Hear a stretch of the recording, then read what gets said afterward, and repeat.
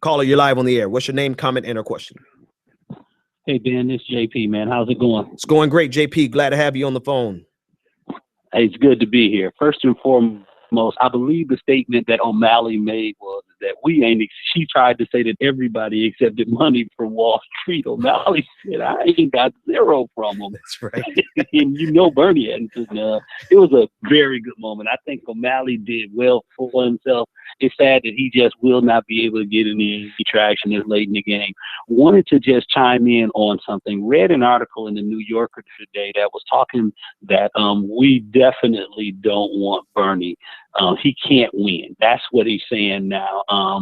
He's saying that it's impossible for Bernie to win and that we should quit thinking about it because his politics is so left. And because he would only be the president. He won't be the president. He won't be the commander-in-chief.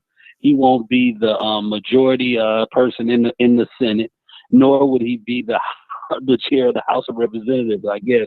So because he's not in all those offices as well as running the Supreme Court, we shouldn't vote for him, and we should just be happy with getting anything, which I guess that's what Hillary is. So I'm in agreement with you. I think that at this point in time right now, we are at a very serious crossroads right now. Right.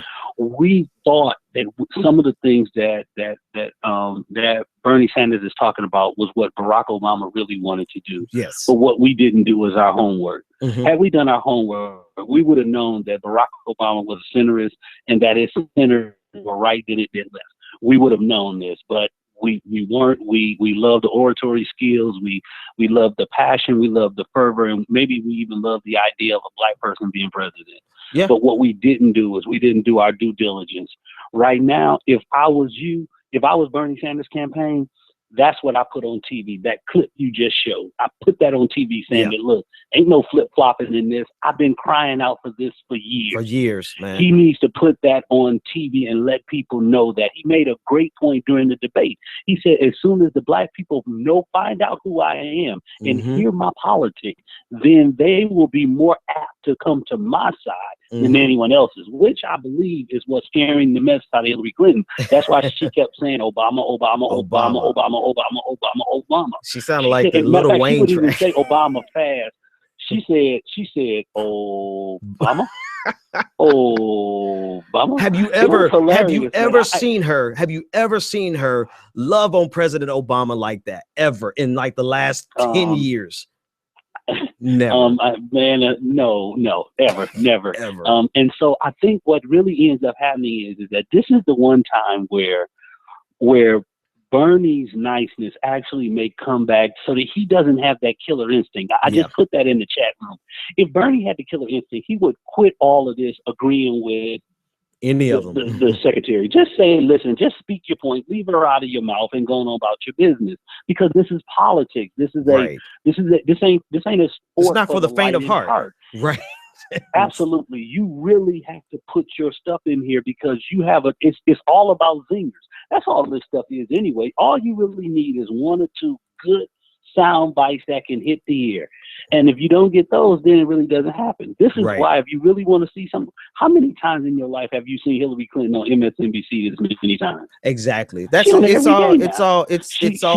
all a ploy, man. She's pulling this from Donald Trump. Absolutely. She's pulling this from Donald Trump. Donald Trump just stayed on TV. Now Hillary says, I'll talk to you. She's on Rachel Maddow right now, trying to speak up and tell us why she went Obama in, I guess.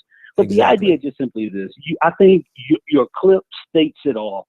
Bernie has been consistent. This is a value for Bernie. Right. That's a core value of him.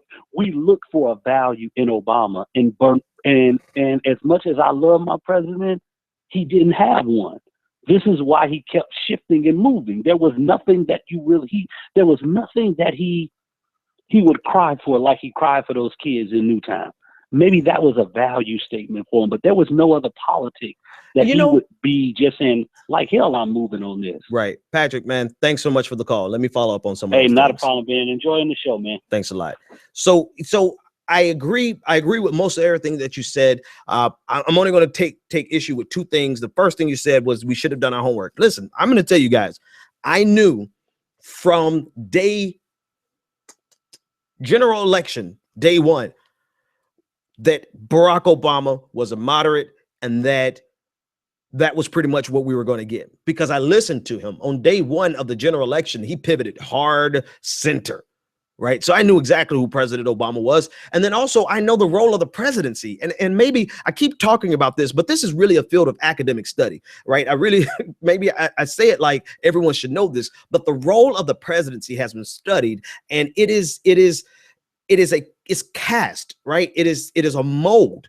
The man doesn't shape the office shapes the man. And so I knew that there would be limited things that President Obama could accomplish in the first place because of the office of the presidency. So I never put my hope in President Obama to fix the world. I had my hope in President Obama to keep Republicans from ruining it even more.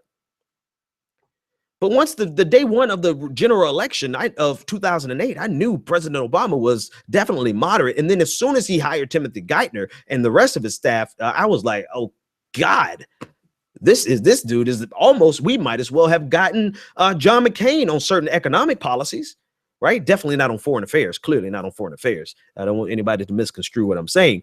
And then even before that, let me tell you when I really knew that the Democratic Party as a whole was nothing more than the opposite side of the establishment.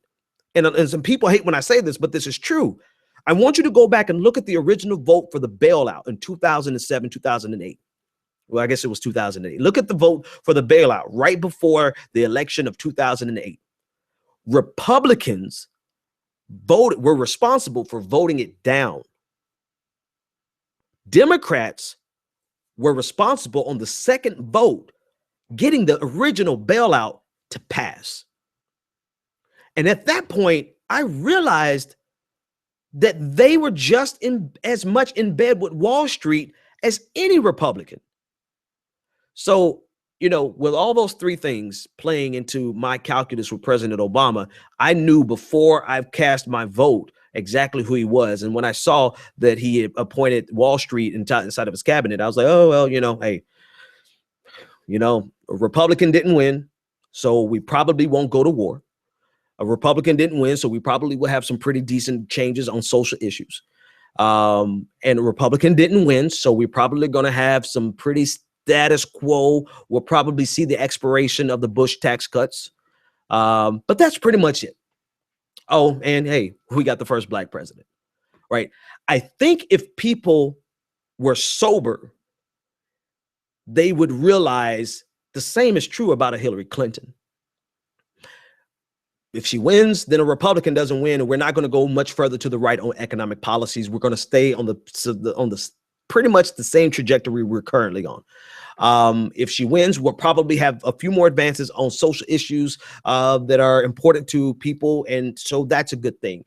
If we win, I'm not too sure about the war thing, because she's way more hawkish than President Obama, and certainly more hawkish than a Bernie Sanders. So that's a toss of a coin, right? If something pops off, I'm sure she'll be the first one to say, let's get a resolution for troops on the ground.